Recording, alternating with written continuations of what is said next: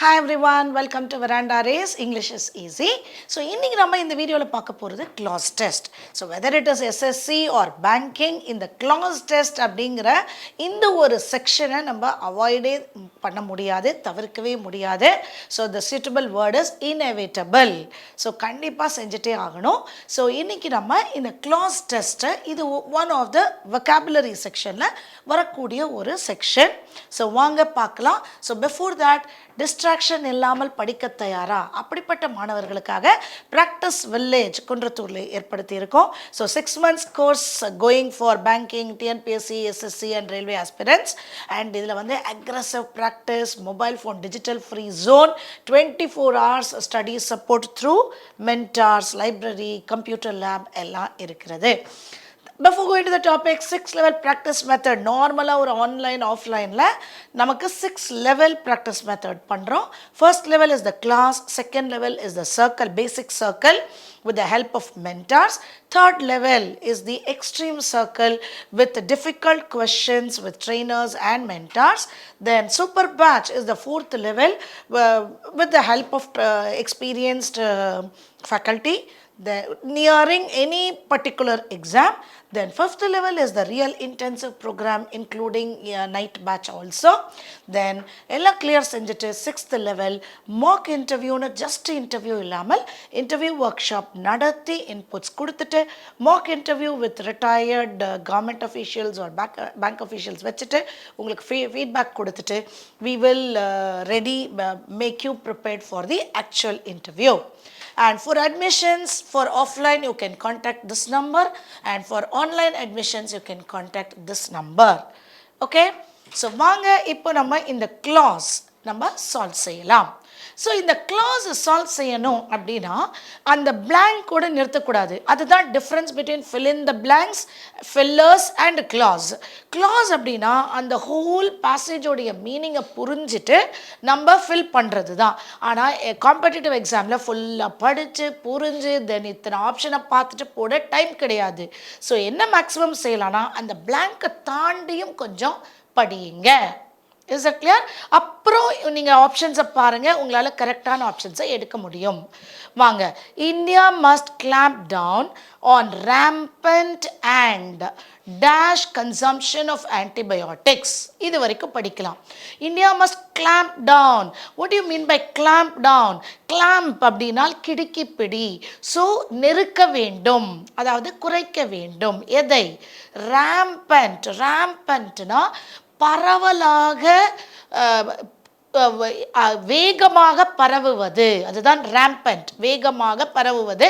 ஒரே வேர்டில் நம்ம வந்து ஒரு சினானிம் COVID-19 சொல்லிடலாம். ஓகேவா? ஸோ எது ஒன்றையும் பரவுவதை நம்ம அப்படியே ரொம்ப சீக்கிரமாகவே அடக்குமுறை செய்ய வேண்டும். clamp down, rampant and dash consumption of antibiotics. இப்போ அவங்க என்ன சொல்கிறாங்க, எந்த டிசீஸை பற்றி சொல்லலை, ஆன்டிபயோட்டிக்ஸை யூஸ் செய்வதை, கன்சம்ஷன் ஆஃப் ஆன்டிபயோட்டிக்ஸ். அதாவது பரவலாக அது வேகமாகவும் பரவுது, வேறு விதமாகவும் இருக்குது. unauthorized, fulfilling, enduring, assuring, invigorating அப்படின்னு கொடுத்துருக்காங்க. இங்கே நல்ல கவனிங்க, இங்கே வந்து நமக்கு conjunctions will help us. rampant and. So and அப்படிங்கிற conjunction எப்போ யூஸ் பண்ணுறோன்னா சேம் ஐடியாவை ஃப்ளோட் பண்ணுறதுக்கு தான். See for example, I studied hard and cleared the exam. Whereas ஆப்போசிட்டாக இருக்குது, I studied hard but I failed. So opposite ஐடியாவாக இருந்தால் பட்டு அண்ட் இருந்தால் சேம் ஐடியா. அப்போ இங்கே முன்னாடி என்ன ஐடியா கொடுக்குறாங்க, rampant, வேகமாக பரவுகிற அப்படின்னு சொல்லும் பொழுது அது ஒரு நெகட்டிவ் இல்லையா? அதை வந்து clamp downன்னு கொடுத்துட்டாங்க, அதை குறைக்க வேண்டும்ங்கிறாங்க. அப்போ ஒரு வேண்டாத ஒரு ஹேபிட். ஸோ அப்போ இங்கேயும் நமக்கு ஒரு நெகட்டிவான வேர்டு வேணும். ஸோ ஃபுல்ஃபில்லிங், என்டியூரிங், அஷ்யூரிங் வராது. அன்ஆத்தரைஸ்டாக, இன்விகரேட்டிங்கா அப்படின்னு பார்த்தீங்கன்னா rampant and unauthorized consumption. So ஏன் இன்விகரேட்டிங் அப்படின்னா பாருங்கள், fresher, healthier and more energetic. So இதுவும் அந்த மாதிரியான விகர். ஓகே, இன்விகரேட்டிங் அப்படின்னா விகர்னா ஸ்ட்ரென்த். ஸோ எனர்ஜி கொடுக்கக்கூடிய, ஸோ இது எல்லாமே பாசிட்டிவ். ஆனால் இட் இஸ் அன்ஆத்தரைஸ்ட் கன்சம்ஷன். புரியுதா? அதாவது வேகமாக பரவுது, அதே சமயம் அதாவது ஒரு டாக்டர் இல்லாமல் அவங்களா சாப்பிட்றாங்க. இந்த பழக்கத்தை இந்தியா கொஞ்சம் வேகமாக அதை தடுக்க வேண்டும் அப்படிங்கிறாங்க. To dash another potential deadly pandemic resulting from antimicrobial resistance. To dashனு வரும்போது நமக்கு ஒரு verb வேணும், V1 வேணும்.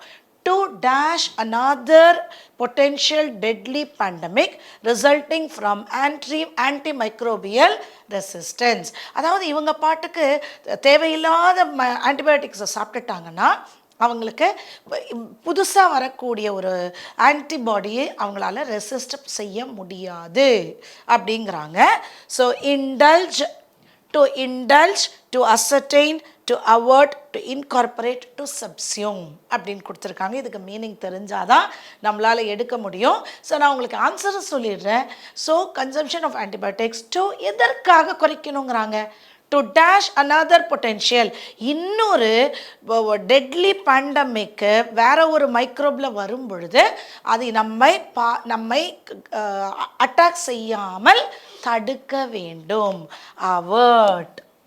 அவர்ட் அப்படின்னா தடுக்க வேண்டும், டு ப்ரிவெண்ட் சம்திங் பேட். ஓகேவா? இண்டல்ஜ் அப்படின்னா என்ஜாயபிள். ஸோ இங்கே மைக்ரோபியல்லாம் நம்ம என்ஜாய் செய்ய போகிறதில்ல. You indulge in a vacation அப்படின்னு சொல்லலாம். ஓகேவா? டு அசர்டெயின் அப்படின்னா இது கண்டிப்பாக அப்படின்னு கேட்குறது அசர்டெயின். இன்கார்பரேட்னா எதையான ஒன்று புகுத்துவது. சப்சியூம் அப்படின்னு சொன்னால் ஒரு பெரிய குரூப்பில் சின்னதாக ஒன்று ஆட் பண்ணுறது. ஸோ இது எதுவுமே இல்லை. டு அவர்ட், ஓகேவா?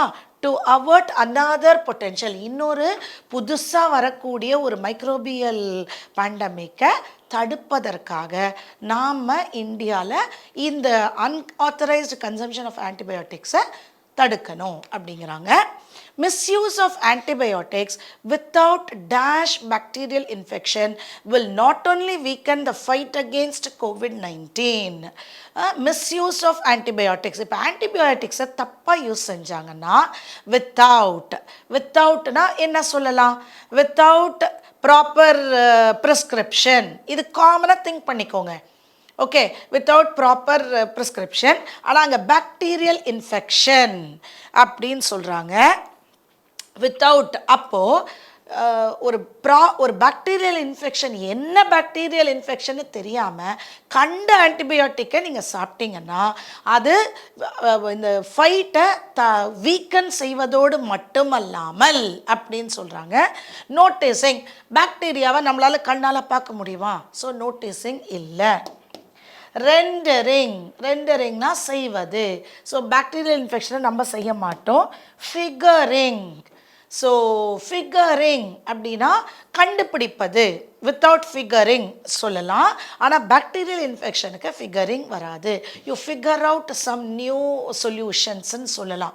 You figure out bacterial infection சொல்ல மாட்டோம். அதனால் இது இல்லை.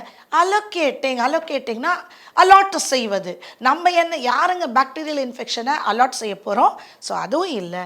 வித்தவுட் கன்ஃபர்மிங், ஒரு பாக்டீரியல் இன்ஃபெக்ஷன் அப்படின்னு கன்ஃபார்ம் செய்யாமல், வித்தவுட் கன்ஃபர்மிங். புரியுதா?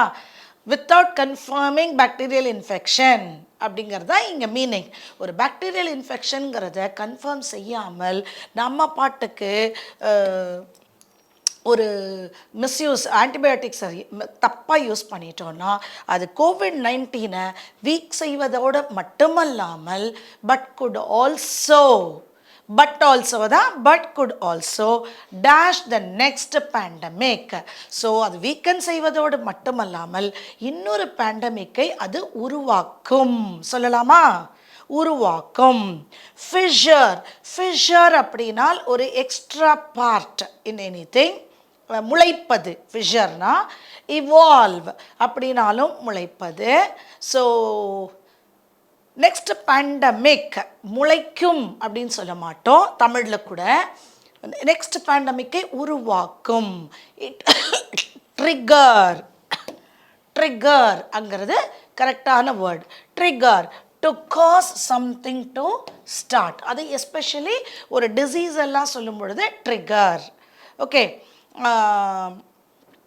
ஃபிஷர் நான் சொன்னேன் இல்லையா, ஒரு ஓப்பனிங், ஒரு extra part in something is called, அதாவது crack in any part is called fissure. Evolve அப்படின்னா develop gradually.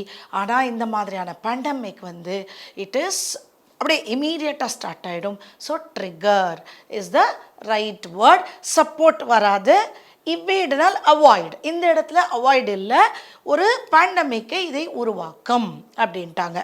Next, an ICMR study showed that many COVID-19 patients had dash secondary bacterial or fungal infections during hospitalization. So COVID-19 patients, நிறைய COVID-19 patients had dash secondary bacterial, அவங்களுக்கு வந்துச்சு, had developed.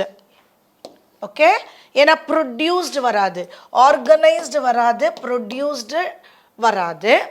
Okay, had surged na pandemic surged, but many patients developed, அவங்களுக்கு உருவானது. அதனால many patients had developed, grow or change, developed, had developed secondary. இதனால ஹாஸ்பிட்டலைசேஷன்ல ஒரு secondary infection அவங்களுக்கு உருவானது, developed இந்த இடத்துல. ஸோ இதெல்லாம் வந்துட்டு எக்ஸாக்டாக தமிழ்லையே சொல்ல முடியாது, அந்த இடத்துல அது ஆட்டோமேட்டிக்காக வந்துடும். Had developed infection. Is it clear? Almost 56% of them had died due to these secondary infections அப்படின்னு சொல்லிட்டு what should come in the place of F கொடுத்துட்டாங்க. ஓகே, இப்போ இந்த பி அப்படிங்கிறது அப்படியே விட்டுருக்காங்க, அங்கே ஒரு சென்டென்ஸ். இப்போ அதில் என்ன பண்ணுறாங்க, உங்களை வெக்காபுலரியும் டெஸ்ட் பண்ணுறாங்க. இது பேராகிராஃப் கம்ப்ளீஷனாகவும் இருக்கலாம். Is it clear?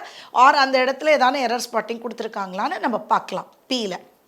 Okay, this goes to highlight the poor infection control practices in India. அதாவது இந்தியாவில் இருக்கக்கூடிய poor practices, இந்த மாதிரி தப்பான விஷயத்தை கண்ட்ரோல் பண்ணுறது ப்ராக்டிஸ் ரொம்ப ரொம்ப கம்மியாக இருக்குங்கிறத மீடியா ஹைலைட் செய்வதற்கு ஆகுது. And dash antibiotic prescription practices. Okay, and effective வராது. irrational, அதாவது மூளையே இல்லாமல் யூஸ் பண்ணுறாங்க. Not based on reason. புரியுதா? ஏன்னா புவர் இன்ஃபெக்ஷன் கண்ட்ரோலையும் ஆன்டிபயோட்டிக்கை தப்பாக யூஸ் பண்ணுறாங்க, முட்டாள்தனமாக. So irrational, without using proper reason. அதுதான் irrational, முட்டாள்தனமான ஆன்டிபயோட்டிக் ப்ராக்டிசஸ் அப்படின்னு சொல்லும் பொழுது முட்டாள்தனமான irrational அப்படின்ட்டு. இப்போ வாங்க, இப்போ அந்த B, which part of the sentence marked as P contains an error? If the given sentence does not have an error, mark no error. இப்போ அந்த நடுவில் இருக்கிற அந்த ஒரு சென்டென்ஸை Pன்னு மார்க் பண்ணி அதில் எரர் ஸ்பாட்டிங். இப்போ பேரா கம்ப்ளீஷன், அதே சமயம் ஒரு error spotting. The study also found that most of these secondary infections were of nosocomial origin. Nosocomial origin acquired during hospitalization, அவங்களே கொடுத்துட்டாங்க. Caused by high drug resistant pathogens அப்படின்னு கொடுத்துருக்காங்க. ஸோ ஸ்டெப் பை ஸ்டெப்பாக பார்க்கலாமா? The study also found that, so இதுவரையில் error இல்லை. Most of these secondary infections, so most these எல்லாம் வரும்பொழுது இன்ஃபெக்ஷன்ஸ் ப்ளூரல் இருக்கா பார்க்குறேன்.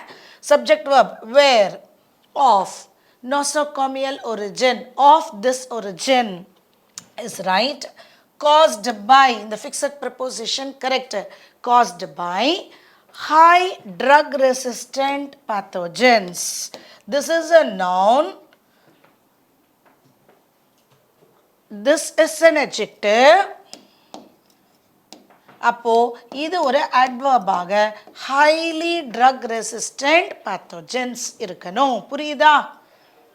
Highly drug resistant pathogens. இது நார்மலாக படிக்கும் பொழுது நமக்கு தெரியாது. இந்த மாதிரி அந்தந்த பார்ட்டை எலிமினேட் பண்ணிகிட்டே வாங்க. இப்போது காஸ்டு பை அது வரைக்கும் கரெக்டு. ஹை ட்ரக் ரெசிஸ்டன்ட் பேத்தோஜென்ஸ்னு இருக்கக்கூடிய பார்ட் டியில் நான் என்ன பார்க்குறேன்? Pathogens noun. அப்போ அதை டிஸ்கிரைப் பண்ணுறது ஒரு அட்ஜெக்டிவ், ட்ரக் ரெசிஸ்டன்ட். ஸோ அட்ஜெக்டிவாக கரெக்டாக இருக்குது. ஒரு அட்ஜெக்டிவை டிஸ்கிரைப் பண்ணக்கூடியது எதுவாக இருக்கணும்? Adverb. So highly drug resistant pathogens. So part D has got the error.